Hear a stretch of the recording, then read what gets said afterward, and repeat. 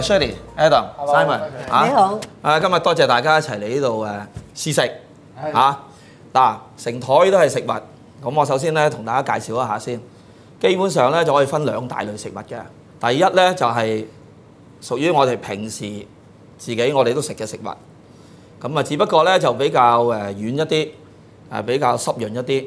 就如果係有吞嚥困難嘅朋友咧，佢哋嘅情況唔係太嚴重咧，基本上都可以食嘅。第二類咧就係我哋喺市面上有好多而家嗰啲叫做 prepack food 啊，照護食。咁哇好多唔同款啊。咁我哋一陣間咧就試一試嚇。咁新鮮煮出嚟嗰啲嘅食物咧，就係我哋嘅廚藝達人Adam 親自炮製嘅。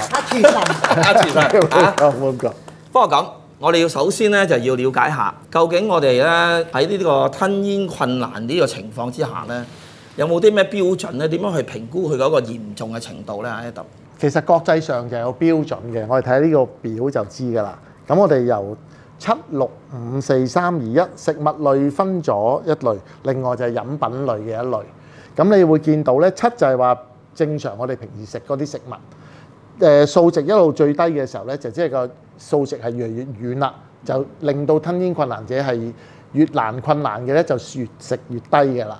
咁飲品類咧，亦都係調翻轉頭，越零嘅時候咧，亦就係個越稀薄，係亦都唔係太啱吞嚥困難嘅人食嘅，因為稀薄得就驚佢入錯喉管啊，咁就會容易引起問題。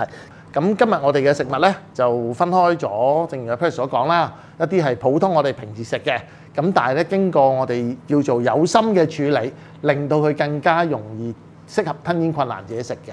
咁今日我哋呢度咧，我煮咗4個唔同類型嘅餸。頭先我哋經過評審咧，都係6。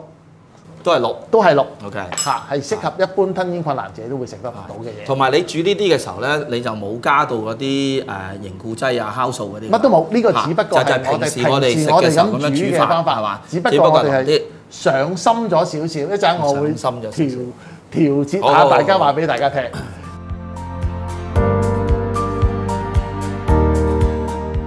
好，阿 Shirley 試一試呢個。好，你知唔知啊？Adam 知道啊，你食得清淡啊，先整個豆苗先啊。因為咧，老實講咧，老人家咧好多時怕食蔬菜，因為覺得咧佢係難嚼難吞。但係咧，其實蔬菜對佢哋係最緊要嘅。係。所以而家咧，你用一個新嘅方法嚟調教佢咧，入口對吞嚥嘅困難嘅人咧係有幫助嘅咧。我真係急不及待。嗱，其實頭先我都講過㗎啦，基本上咧，老人家其實都係中意食啲葉類嘅菜嘅，但係逢係葉類菜咧嘅纖維度都比較高啲，所以係比較難吞嚥嘅。咁所以我哋喺度選擇，譬如冬天我哋就有呢個豆杯啦，即係純粹豆苗嘅葉類。咁另外咧就係譬如菠菜苗啦，好細條嘅菠菜苗好滑啦，咁都會容易係可以食得到嘅。咁另外就係一啲嘅菜蔬，我哋盡量就係將佢切細啲，切細啲嘅時候變咗佢能夠容易啲吞，就唔使佢嚼得好辛苦。Adam，你示範咗個非常好嘅方法。我由聽日開始，我去邊度食嘢咧，都要佢哋切到咁細。係啦。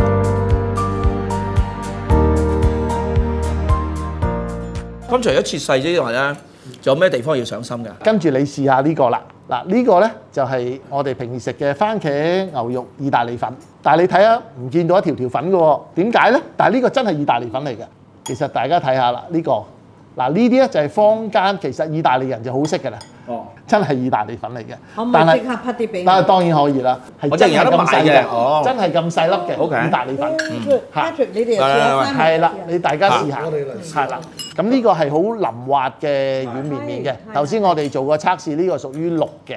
咁當然譬如你做煮呢個意大利粉嘅番茄，我哋會切到好細粒啦，1.5 cm 咁細粒。同埋剝咗皮啦，咁啲免治牛我哋再剁一剁佢，再細粒啲啦。咁相對之下，佢食嘅時候就會容易好多。所以你個番茄咧，你就唔係用茄汁㗎喎，你真係用新鮮番茄。新鮮番茄又有，茄汁都有。哦 ，OK。Adam 啊，呢個難得在就係你可以俾到我一個咩咧？一個信心啊！但係我慢慢老去嗰陣咧，我仲可以叫繼續食肉醬意粉，都好容易入口。同埋我相信咧，都要少少牙力，但係咧好容易食到。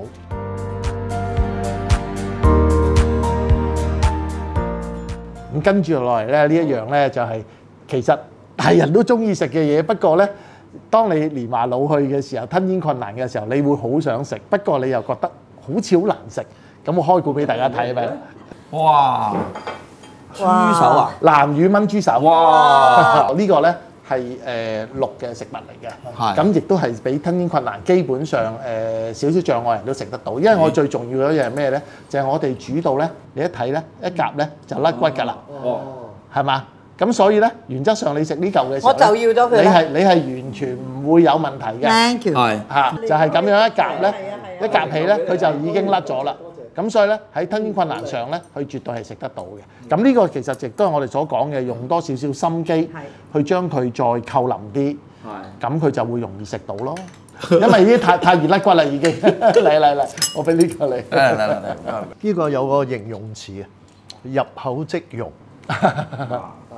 咁多味咧，呢個真係個味道需要用牙咬。係啦，我相信係啊，真係入口即溶。嚇，即係我哋亦都係要俾吞嚥困難者咧一個同家人一齊食飯嘅機會，大家食同一樣嘢，自己唔好俾佢覺得係sideline咗嚇。咁我哋就係只不過喺平時煮嘢嘅時候，我哋加多少少嘅耐性，做得多少少，咁佢就會食到一齊啦。同埋你又諗得到，老人家最緊要個意頭好，所以如果老咗之後仲有得食豬手咧，啲豬班呢個好多時都有食嘅。係啊。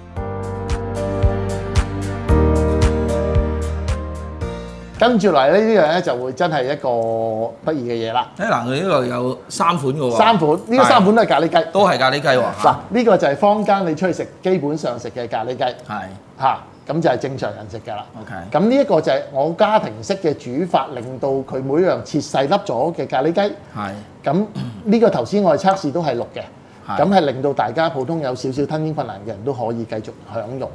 而呢一個咧就係4、5類嘅，係喺坊間咧而家有啲嘅食肆咧係同一時間供應一啲嘅我哋叫軟餐。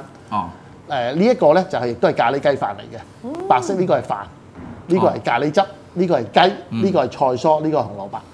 嚇！即係所以喺街外買嘅時候咧，就買呢個。佢可以出到去街外有一啲鋪頭係係同一時間會供應呢啲軟餐同埋正常餐嘅。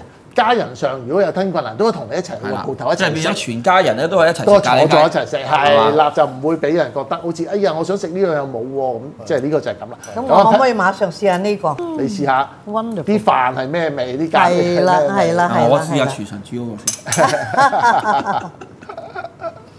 3樣都試晒。喂，你試咖喱。我哋呢個叫做團圓咖喱雞，我話俾好你聽。我梗係試最大嚿嗰件啦。呢個正常人食嘅，阿係啦。鄭叻咧成日話我肥仔，今日唔理啦，今日肥仔都要照做多啲啊嚇。好好味。點點解呢個飯啊最好？色香味喎，俱全喎。係啊，估唔到啊！但係入口就即溶啦。咪係咯即係咪係咯好飯即溶。呢個就係俾4類嘅人食嘅，呢個就係雞啦。即係呢個就雞嚟。呢個雞啦，係啦，係。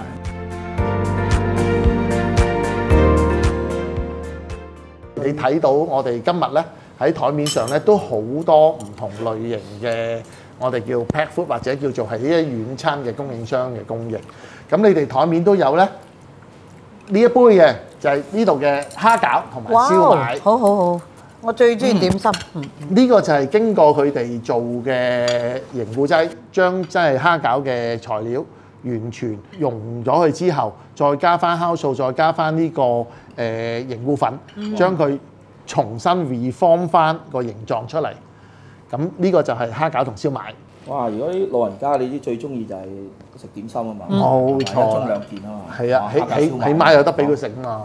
即係唔好去到，哎呀，你淨係剝陣皮俾你食啦。而且個型都喺度，個型都喺度，可以做翻一個。咁呢個而家坊間就係一路流傳要做嘅咧，都係用向呢個方向做，做翻色香味俱全，俾患者能夠同一時間享受翻嗰樣嘢。嗰個蝦餃啦，個皮啊，即係好似有啲燉麵啊。我哋平日食嗰個咁嘅感覺啊，個口感。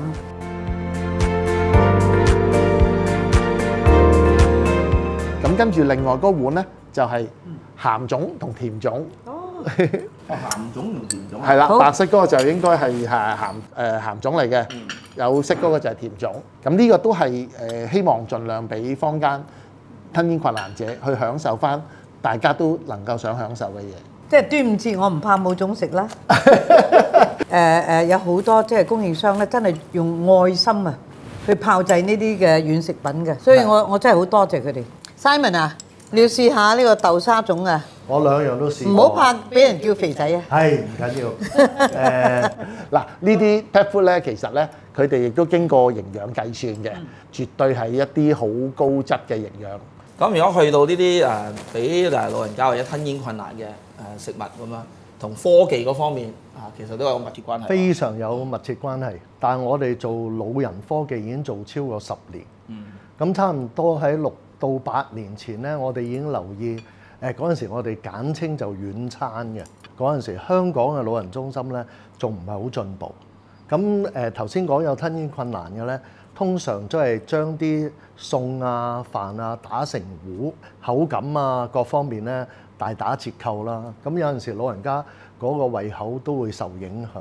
慢慢就好多有心人話，我哋睇到其他國家都有軟餐咯喎。咁咧陸續咧我就睇到有好多有心人士咧開始研究。頭先我哋食嗰幾樣嘢，你有冇留意啊？全部都係我哋中國人嘅口味。頭先唔係我哋食緊咩東洋餐啊、西洋餐啊，全部都係合我哋香港人嘅口味。咁呢個已經係一個進步啦。第二樣嘢咧，科技嘅進步咧係好大嘅。7、8年前我哋去睇咧，都係攞啲粉，有啲咧就以薯粉就做呢個最底層嘅原料，再撈嗰啲食物。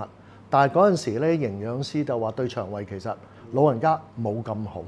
而家進步到不得了啦！嗱，而家樣又有啦，口感又有啦，同時健康都有，因為佢用好多科技啊，譬如話酵素啊、酶啊呢方面咧，依次真係好似滿漢餐咁。係啊！所以其實咧講緊都係過去嗰10年係嘛開始做，咁啊過去呢幾年發展啊更加快添啦。我見市面上嗰個無論係供應商嘅數目啊、供應嘅種類啊，各樣嘢都好多啦，係嘛？咁我預期即係未來幾年呢個發展更加快啦。你知通常都係有咗基礎之後就話去得好快㗎啦。即係我哋今日咧着重係老人家嘅需要啦。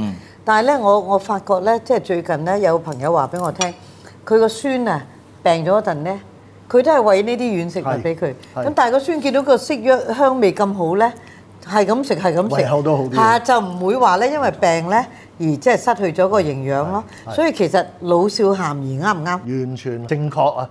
其實唔止我哋成日話老人家㗎，有啲人不幸有病痛啦，譬如話中咗風啦，有啲語言有困難嘅，其實吞熱都受影響嘅。咁所以係好廣泛。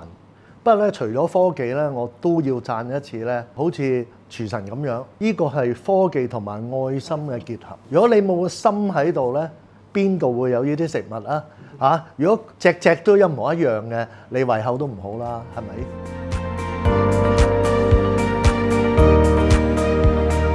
嗱，咁到去到呢度咧，我哋有少少節慶菜俾大家。呢個鮑魚雞煲，有呢個海南雞，呢個粟米斑塊、叉燒，咁啊大家可以試一試。好嚇。你頭先話冇叉燒，我試下呢個叉燒。係啦，我就要試下啦，馬上。好味啊！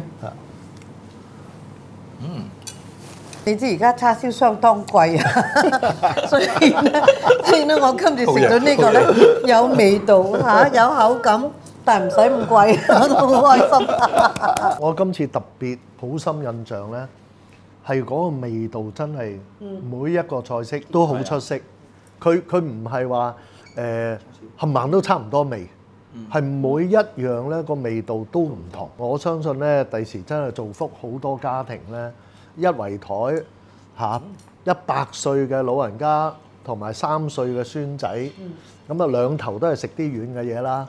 咁中間嗰啲就食正常阿廚神你煮嘅，哇咁樣慶團圓咧，即係3個字啊，冇得彈啊！係啊，同埋而家興講 fusion 啊嘛，fusion 其實亦都可以係包括我哋今次阿廚神煮嘅嘢，嚇，同埋我哋啲機構嚇，即係用愛心炮製出嚟嘅軟食物。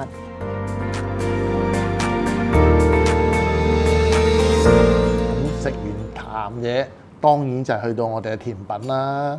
你睇今日呢度我哋嘅甜品嘅 tower，哇！呢個種類繁多，成個 high tea 嘅，色彩鮮豔喎，色彩鮮豔。好彩有另外一個胃嘅甜品係另外一個胃通。常甜品係女士嘅主菜嚟嘅。係啦係啦係啦，但係咧第一樣嘢我睇到嘅咧，有兒童回憶嘅咧，就好似 Jello 係嚇啲 Jello 啊 OK，有咩特別嘅咧喺呢度？講翻個飲品嗰個呢度咧，係啊，基本上咧我哋唔可以係太稀嘅，因為太稀咧驚佢去入錯喉管。咁所以我哋都係喺大概係2度同4度之間嘅嘢嘅。你見到咧嚇係嘛？又唔係介乎啫喱，因為啫喱係硬嘅，係咁啊唔可以嘅，因為太軟又唔得，係係嘛？咁但呢個佢裏邊係有啲料嘅喎，係啦，係啊咁你有試下有啲又可以。嗰啲都係 test 咗係適宜去食嘅。誒唔該，呢個真係講學問㗎，係啊，因為咧你好似水咁咧嚇唔得㗎，係咯你又唔可以太稀喎嚇所以好多人咧會加啲粉落去咧，使到變咗好似。凝固粉咁樣。但係如果你太但係如果你真係硬啫喱咧，又又驚佢封住個氣。係啦係啦。咁呢度裏邊嘅雜果咧，其實都係 reform 咗嘅雜果嚟嘅，即係唔係我哋即係普通食嗰啲雜果，而係將個雜果，譬如芒果就係芒果做打溶咗佢，加翻酵素，加翻凝固粉，令到佢變翻做翻粒狀嘅啫喱。我哋見到咧就係我哋但係個樣個咧好神似喎。係啦，而家我哋個最主要就係話係唔係淨係講緊食嘅樣、口感、味覺，你仲要感覺係個視覺。即係我哋盡量而家所有嘅 pet food 或者呢啲咁嘅軟餐，我哋會做，盡量希望做到色香味俱全，令到食嘅者同正常人食嘅都一樣，除咗口感滿足之外，仲要心靈滿足，即係仲有成個享受嘅過程。冇錯啦嚇。咁所以頭先呢度我撳一撳，大家都見到咧，嗱佢嘅水果咧其實係好味道，嚇好好食。呢個市面有得買㗎啦嘛。有嘅，呢啲全部都係市面都會大家可以輕易地揾到供應商去供應俾大家嘅。媽媽有冇睇到雪糕啊？睇到啊！呢個咧凍嘅雪糕嗱，我因為有啲糖尿咧，嗰樣嘢我留低俾你呢哋。啲係低糖嘅。低糖低糖雪糕呢樣嘢咧，喺吞咽困難症裏邊咧，就係比較敏感嘅一樣嘢嚟，因為佢會隨住喺你口腔裏邊會將個 texture 會變化。因為你咬落去就可能咬喺入口就會溶，溶咗就會可能流得好快。咁所以呢個咧我哋食雪糕咧係比較係困難啲，尤其是深度嘅患者咧係小心啲嘅。咁但係呢一類型嘅咧就唔係雪糕嗰樣嘢嚟嘅，不過你會嘅口感同埋樣咧係會似雪糕。呢啲咧係咪全部都係本地嘅製作？嗱，講真基本上成個開發嘅團隊當然喺本地啦，咁至於生產嘅有一部分當然都會可能喺國內啦，因為要大量生產嘛。Patrick， 你試下個雪糕。試下雪糕，係啦，呢個我食過嘅，喺低糖嘅唔驚。以前我都食過。你嚟，呢個雪糕你我先啦，你咧，我先啦。呢個雪糕其實唔係雪嘅，係啊，佢係口感似雪糕。哦，我即時唔怕話啲老人家食到個牙又酸啊咁食㗎，而且佢個質感咧係我哋叫做咧，佢唔會變嘅嚇。咁你可以慢慢喺室溫度食，同埋慢慢好似食雪糕咁。下嘴咀係，而且佢唔係好甜㗎。係啊係，因為要俾老人家食嘅，而家一定要低糖㗎。係低糖低糖或者係。嗱，今日我哋試咗阿廚神親手煮嘅，又試咗我哋喺市面上好多各款嘅照護食，有鹹點有甜點啊，就色彩鮮豔，五花八門。我覺得今日咧非常之感動啊！有愛心啦，有技巧啦，有科技啦，同埋有希望。你睇到咁多咁好嘅食物咧，其實喺而家香港咧，我哋急速老化嘅呢個社群咧，有一個咁好嘅照顧咧，我覺得係一個非常幸福嘅一件事。今日真係大開眼界，亦都係非常之開心。我亦要感激我哋阿廚神，感激咧今日安排呢一個活動啊，呢個有意義嘅活動咧，就係香港防癌會同埋我哋嘅香港社聯。除咗我哋嘅廚神咧，仲有好多好多愛心機構，佢哋咧就係用心又用科學，就炮製咁多好食嘅嘢。歸根究底，最緊要好味道。係啊，嗱，除咗感動感激，仲有感恩啊，因為咧發覺咧就社聯同埋防癌會推動之下，同埋我哋好多市面上咧好多供應商就愛心創作咁多好嘅軟餐，因為我知道咧老人家咧。其實食嘢真係好緊要，如果食唔到嘢咧，人生少咗好多樂趣。咁所以而家呢個咧就俾咗個希望，同埋俾咗個歡樂。所以咧就我預期咧未來個科技發展啦，愛心繼續創作更多嘅食物咧，咁希望我哋無論係細個嘅、大個嘅，有吞嚥困難嘅，都一樣可以享受到美味嘅食物。